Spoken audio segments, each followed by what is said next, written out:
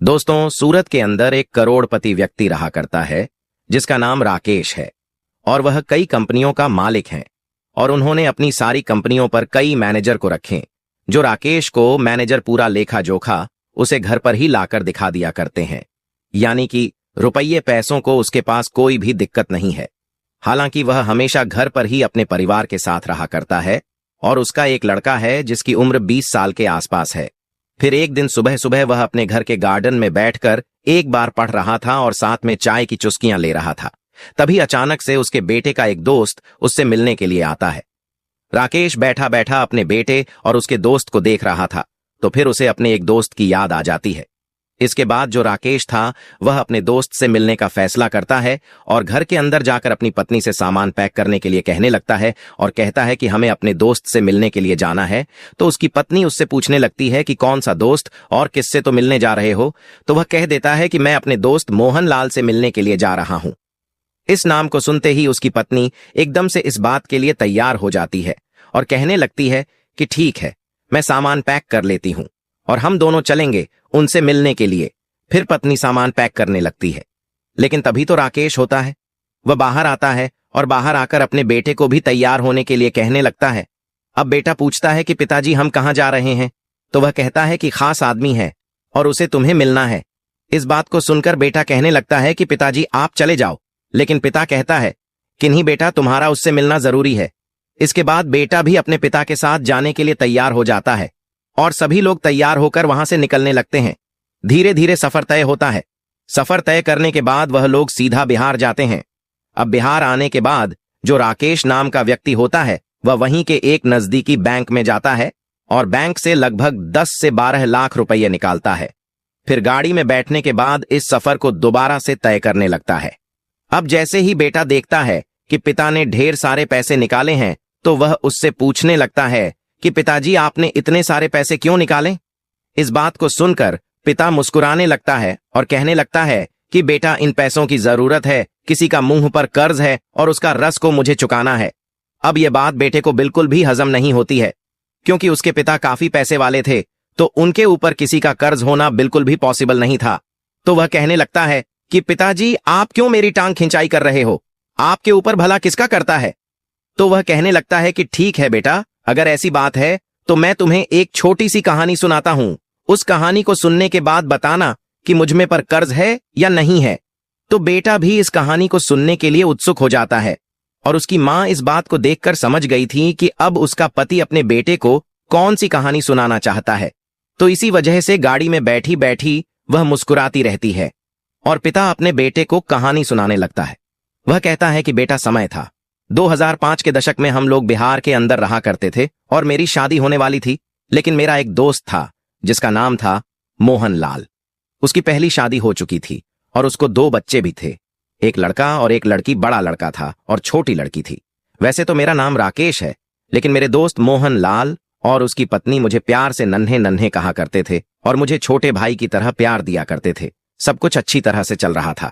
मैंने पढ़ाई लिखाई कर ली थी और मैं किसी रोजगार को ढूंढ रहा था कि मुझे कोई अच्छा सा रोजगार मिल जाए जिससे मैं अपनी जिंदगी को अच्छी तरह से व्यतीत कर सकूं। उसी दौरान हमारे अड़ोस पड़ोस वाले मेरी शादी की चिंता करने लगते हैं क्योंकि मेरे माता पिता तो मुझे बचपन में ही छोड़कर चले गए थे और उसके बाद से मैं इधर उधर अड़ोस पड़ोसियों के यहीं पर टाइम बिताया करता था। लेकिन सबसे ज्यादा मैं मोहनलाल के यहां पर टाइम बिताया करता था। वह मेरा अच्छे से ख्याल रखा करता और बड़े भाई की तरह मुझे हर बात को समझाया करता। अब जब अड़ोस पड़ोस वाले शादी के लिए कहते हैं तो मैं भी अपनी शादी कर लेता हूं।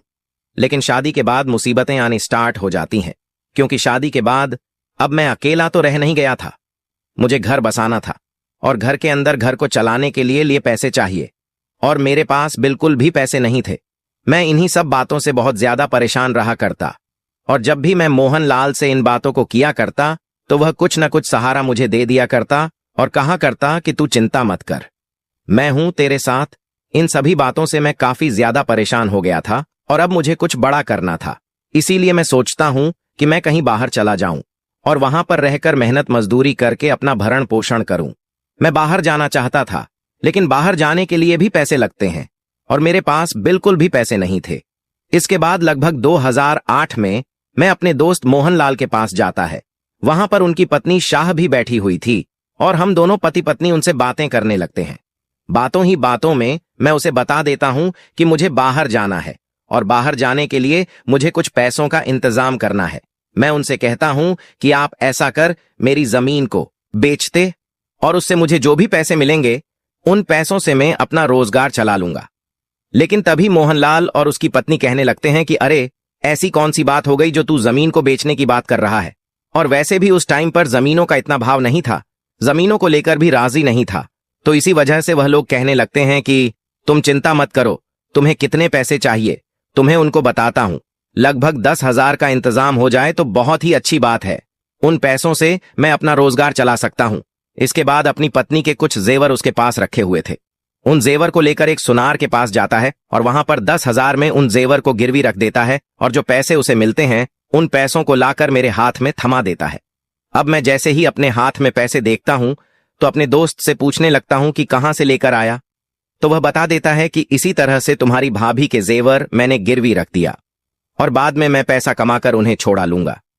तुम कैसी भी चिंता मत करो और अपनी जिंदगी को अच्छी तरह से व्यतीत करो कि तुम मेरे पास पैसे हैं और इन पैसों को तुम्हें कभी भी देने की जरूरत नहीं है।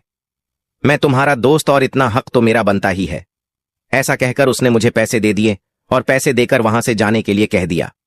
उसके बाद मैं अपनी पत्नी को लेकर वहां से सीधा सूरत आ जाता हूं और सूरत में आकर छोटा मोटा काम करने लगता हूं। उस काम में मैं दिन रात मेहनत करता हूं। मेहनत करने के बाद मेरा जो काम है वह अच्छी तरह से चलने लगता है। धीरे धीरे समय बीतता है और के साथ साथ मेरी बहुत बड़ी बड़ी कंपनी बन जाती है, जिन कंपनियों को आजकल तुम देखा करते हो, और मैं ढेर सारी तरक्की करने लगता हूं। लेकिन तरक्की के दौरान मैं अपने दोस्त को बिल्कुल ही भूल गया कि इस काम को चालू करने के लिए उसने मुझे पैसे दिए थे। अब जैसे ही उस दिन मैं बाहर बैठकर चाय पी रहा था और मेरा दोस्त से मिलने के लिए आया था तो एकदम से मेरे दोस्त को देखकर मुझे अपने दोस्त की याद आ गई और उसके बाद मैंने फैसला किया उससे मिलने का। और ये जो पैसे मैंने निकाले हैं ये पैसे उसी के 10,000 के बदले निकले। इन पैसों को उन्हें दूंगा और कहूंगा कि है तेरे ही पैसे हैं जो तूने मुझे दिए थे। इस बात को सुनकर बेटा एकदम से एक साथ हो जाता है और कहने लगता है कि पिताजी, आपने इस बात के बारे में मुझे पहले क्यों नहीं बताया। तो पिता कहने लगता है कि बेटा तुम्हें कैसे बताते हैं, हम इन बातों को पूरी तरह से भूल चुके थे, क्योंकि फिलहाल अब तक इन बातों को 25 साल हो चुके थे।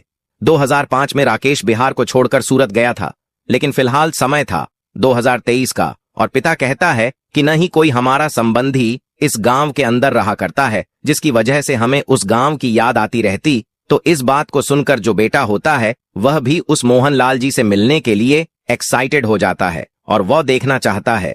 अपने पर था कि उस दोस्त को, जिस दोस्त की वजह से आज वह लोग इतनी अच्छी जिंदगी जी रहे थे, धीरे धीरे सफर तय होता और सफर तय करने के बाद लगभग शाम के समय वह लोग उस घर के पास पहुंच गए थे।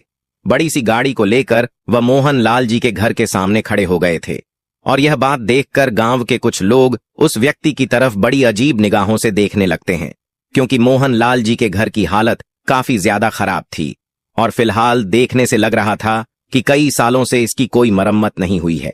ये बात राकेश को भी महसूस होती है और इसके बाद वे अपनी गाड़ी से उतरता है और सीधा उस घर के अंदर जाने लगता है। गांव का माहौल था तो घर का दरवाजा खुला हुआ था, तो राकेश अपने परिवार को लेकर सीधा उस घर के अंदर चला जाता है। घर के अंदर मोहनलाल और उसकी पत्नी बैठकर आपस में बातें कर रहे थे, लेकिन अचानक उनकी नजर जैसे ही सूट बूट वाले व्यक्ति पर पड़ी देती है तो वह एकदम से हैरान से हो जाते हैं। फिर मोहनलाल उनसे कहता है कि हाँ भाई, कौन हूं और तुम इस तरह से घर के अंदर क्यों घुसे आ रहे। इस बात को सुनकर राकेश मुस्कुराने लगता है और इधर जो राकेश की पत्नी थी वह भी मुस्कुराने लगी है। तभी राकेश कहने लगता है कि साहब, यहां पर हमें किसी व्यक्ति से मिलना है। तो जो मोहनलाल था वह यह बात सुनकर हैरान हो जाता है, क्योंकि इस व्यक्ति के पहनावे से लग रहा था कि ये एक करोड़पति व्यक्ति है, तब भी यह उसे साहब कह रहा है। तो वह कहने लगता है कि अरे भाई, क्यों मजाक कर रहे हो साहब, तो तुम हो और हम साहब कैसे हो गए। राकेश कहने लगता है कि नहीं साहब, मेरे लिए तो आप ही साहब, अगर आप नहीं होते तो आज मैं नहीं होता। इसके बाद मोहनलाल कहने लगता है कि देखो भाई, मजाक मत करो, मजाक काफी हो गए, और यह बताओ कि तुम हो कौन। तो जो राकेश होता है वह कहने लगता है कि साहब, वैसे तो मेरा नाम राकेश है, लेकिन प्यार से कुछ लोग मुझे नन्हे नन्हे कहकर पुकारा करते थे। अब जैसे ही मोहनलाल और उसकी पत्नी शारदा इस बात को सुनते हैं कि नन्हे नन्हे कहकर उसे कोई पुकारा करता था, तो एकदम से उन्हें नन्हे की याद आ जाती है और वह लोग गौर से देखकर पहचान लेते हैं कि यह वही नन्हे है जिसे उन्होंने 10,000 रुपए दिए थे और वह इस गांव को छोड़कर चला गया था। फिर एकदम से जो मोहनलाल था उसकी आंखों से आंसू टपकने लगते हैं और वह भागकर एकदम से नन्हे को गले लगा लेते हैं और कहते हैं कि अरे नन्हे, तू तो पूरा बदल गया और देखने से बिल्कुल भी पहचान में नहीं आ रहा है। और जब मोहनलाल राजेश को गले लगता है तो राकेश की आंखों में आंसू आने लगते हैं और वह भी फूट फूट कर रोने लगता है।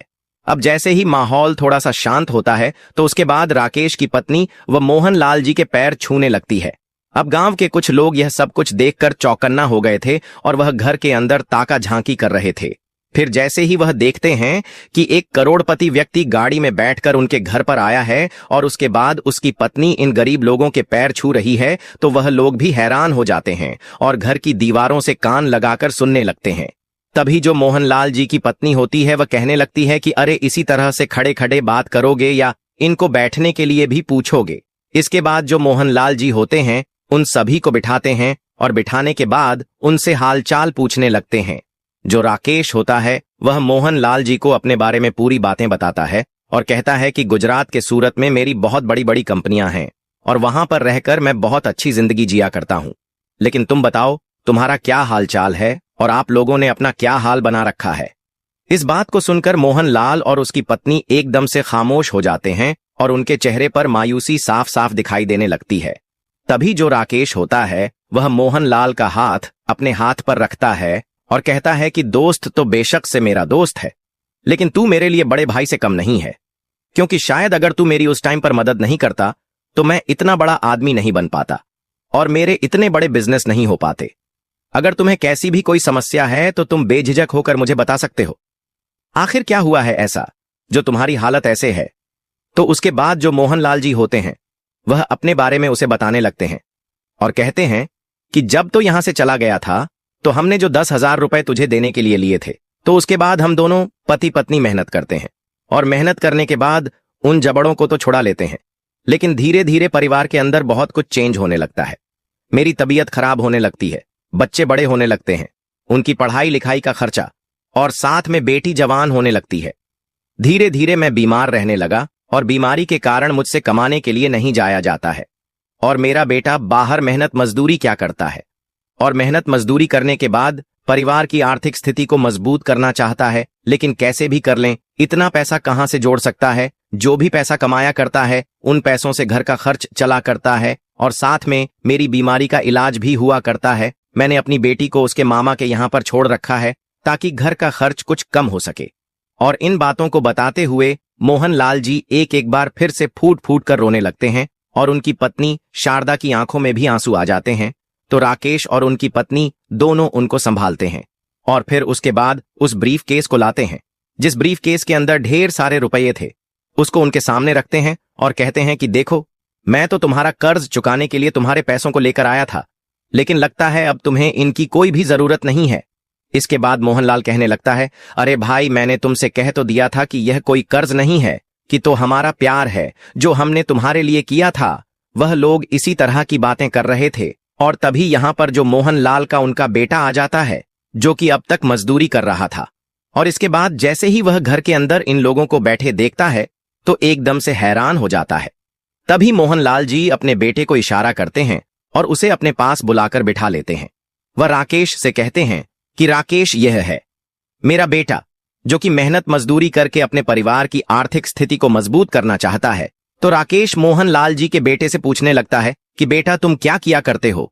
तो वह कहता है कि अंकल जी, पढ़ाई लिखाई तो की थी, लेकिन परिवार की कंडीशन की वजह से मुझे मेहनत करना ही अच्छा लगा, तो मैं मेहनत क्या करता हूं, साथ में गवर्नमेंट जॉब की तैयारी भी कर रहा हूं। इस बात को सुनकर राकेश उसे शाबाशी देता है और कहता है कि बेटा, मेहनत करते रहो, मेहनत का फल हमेशा मीठा होता है। तो जो मोहनलाल का बेटा होता है वह अपने पिता से इन सभी चीजों के बारे में पूछना चाहता है कि ये लोग कौन हैं और यहां पर ये क्या कर रहे हैं। तभी यह भाव उसके चेहरे पर साफ साफ दिखाई दे रहे थे। तो राकेश इन भावों को पढ़ लेता है और वह मोहनलाल के बेटे को बता देता है कि बेटा, मैं जानता हूं कि तुम क्या जानना चाहते हो और जो कुछ भी तुम जानना चाहते हो उन सभी चीजों के जवाब तुम्हें मिल जाएंगे, लेकिन उससे पहले तुम्हें मेरे साथ चलना होगा। इसके बाद राकेश उठने लगता है, लेकिन तभी मोहनलाल कहता है कि कहाँ ले जा रहे हो तुम। इसे तो वह कहता है कि मेरी बीवी बच्चे यहीं पर हैं, तो चिंता मत कर, तेरे बच्चे को किडनैप नहीं करूंगा, बस मुझे इससे कुछ काम है। ऐसा कहकर वह मोहनलाल के बेटे को अपने साथ गाड़ी में बैठा है और वहां से गाड़ी लेकर चल देता है। वह मोहनलाल के बेटे से उसके मामा के यहाँ का एड्रेस पूछता है और वहां से वह लोग सीधे मोहनलाल के ससुराल पहुंच जाते हैं और वहां से उसकी बेटी को अपने साथ लेकर वापस उसी घर में आ जाते हैं। वहां पर आने के बाद राकेश उनसे कहने लगता है कि दोस्त देखो, बहुत हो गया, अब तुम्हें इस तरह से जिंदगी जीने की कोई जरूरत नहीं है। मेरे पास ढेर सारा रुपया पैसा है, बड़ा अच्छा मकान बना पड़ा सूरत के अंदर, तो अब तुम लोग मेरे साथ वहीं पर चलोगे और वहीं पर जीवन व्यतीत करोगे। यहां पर क्या है, यहां पर बच्चों को मजदूरी भी बहुत कम मिला करती है। वहां पर किसी न किसी कंपनी में तुम्हारा बेटा मेरे में काम कर लेगा और वहीं पर मेरे साथ जीवन को व्यतीत करो, मैं तुम्हारी बेटी की भी वहीं पर शादी करूंगा। अब यह बातें सुनकर मोहनलाल कहने लगता है कि नहीं यार, हम यहीं पर ठीक है, तू ही वहीं पर बना रहा और हमें यहाँ पे कोई भी कैसी भी दिक्कत नहीं है। अब जो मोहनलाल का बेटा है वह अभी तक भी संतुष्ट नहीं है और उसे नहीं पता कि यह कौन है और यहाँ पर क्या कर रहा है और इतना बड़ा बिजनेसमैन होकर मेरे पिता के पास क्या कर रहा है। तो उसके बाद में पूछ ही लेता है कि अंकल जी आप हो कौन और हमें अपने साथ ले जाने के लिए क्यों कह रहे हो। तो फिर राकेश उसे बता देता है कि बेटा, मैं इसी तरह से तुम्हारे पिता का दोस्त और इसी गांव का रहने वाला हूं। अब गांव वाले जो बाहर से इस बात पर निगाह लगाए हुए थे, उन लोगों को भी पता चल जाता है कि यह कौन है और यहां पर क्या कर रहा है। गांव के कुछ गंवार लोग वहां पर आते हैं और आने के बाद उसे अपनी जान पहचान बढ़ाने लगते हैं। राकेश इन सभी बातों को समझ गया था और वह कहने लगता है कि ठीक है, आप जो भी कह रहे हो वह सभी बातें ठीक है, लेकिन फिलहाल मुझे अपने दोस्त को अपने साथ ले जाना है। तो राकेश का दोस्त मोहनलाल कहने लगता है कि भाई अभी तो रात हो गई है, आज रात तुम यहीं पर रुको और कल सुबह देखते हैं कि क्या होना है। ऐसा कहकर मोहनलाल राकेश के परिवार और राकेश को वहीं पर रोक लेता है और रात भर वह आपस में एक दूसरे से बातें करते रहते हैं। रात भर में उन लोगों ने तय कर लिया था कि वह लोग वहीं पर चले जाएंगे और वहीं पर अपनी आगे की जिंदगी बिताएंगे। फिर दूसरे दिन सुबह सुबह जो राकेश होता है पूरे परिवार को लेकर वहां से सूरत अपने घर में आ जाता है और वहीं पर उन्हें आदर सम्मान के साथ रखने लगता है। राकेश ने मोहनलाल की बेटी की शादी एक बहुत ही बड़े घर में तय कर दी थी और बेटे को कंपनी के अंदर बहुत बड़ा मैनेजर बना दिया था। कुछ दिनों बाद मोहनलाल के बेटे की भी शादी हो जाती है और शादी होने के बाद उसकी पत्नी आती है, वह भी उसी घर के अंदर रहने लगती है। इसके बाद मोहनलाल का बेटा अपने लिए एक अलग से मकान खरीदा है और उसके अंदर अपनी पत्नी के साथ रहने लगता है। मोहनलाल और उसकी पत्नी शारदा कभी अपने दोस्त के यहाँ पर रहा करते तो कभी अपने बेटे के यहाँ पर रहा करते थे और अच्छी तरह से अपने समय को व्यतीत करते हैं। और इधर अब गांव वाले भी जान चुके थे कि हमारे यहाँ का एक व्यक्ति वहां पर बहुत बड़ा व्यक्ति बन गया है, तो गांव से भी कुछ लोग उसके पास आने लगते हैं अपने अपने बच्चों की सिफारिश लेकर और कहते हैं कि हमारे बच्चों को भी कंपनी में काम दे दो ताकि वह भी अपने भविष्य को बेहतर कर सकें। तो वह गांव के कुछ व्यक्तियों को वहां पर लगा लेता है और हंसी खुशी अपना जीवन व्यतीत करता है। और अभी के फिलहाल 2024 में मोहनलाल जी की मौत हो चुकी है और उसका बेटा सूरत के अंदर वहीं पर रहा करता है और उसके 3 बच्चे हैं। राकेश के बेटे की शादी हो गई है और शादी होने के बाद उसके 2 बच्चे उसके साथ रहा करते हैं। राकेश का बेटा और मोहनलाल का बेटा भी इसी तरह से एक दूसरे के अच्छे मित्र हैं और मोहनलाल का बेटा राकेश के बेटे को छोटा भाई समझा करता है। तो दोस्तों, ये थी आज की कहानी। आप लोगों को कहानी कैसी लगी कमेंट बॉक्स में बता देना। वीडियो अगर अच्छी लगी तो वीडियो को लाइक और एस्ट्रो स्टोरी चैनल को सब्सक्राइब जरूर करें ताकि हमें थोड़ा सा हौसला मिले आप लोगों के लिए ऐसे ही अच्छे अच्छे वीडियो बनाने के लिए। तो दोस्तों, इन कहानियों को सुनने का उद्देश्य किसी को परेशान करना बिल्कुल भी नहीं है। यह कहानी आपको इसलिए सुनाई जाती है ताकि आप लोग इन कहानियों से कुछ न कुछ सीख सकूं और अपने जीवन में उस चीज को अप्लाई कर सकें।